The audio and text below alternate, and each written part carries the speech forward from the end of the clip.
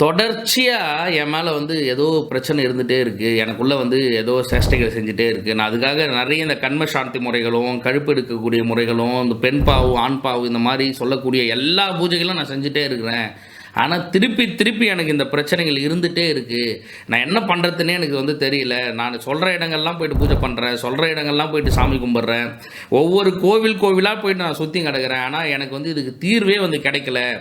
நானு பூஜை பண்ணிட்டே தான் இருக்க வேண்டியதா இருக்கு. நெறைய பண விரயங்கள் தான் எனக்கு வந்து ஏற்பட்டுட்டே இருக்கு அப்டின்னா, நீங்க என்ன பண்ணணும், நீங்களே வந்து இந்த அஷ்டகர்ம பிரயோக முறைகள கத்துக்கிறது தான் உங்களுக்கு நிரந்தர தீர்வ வந்து குடுக்கும்.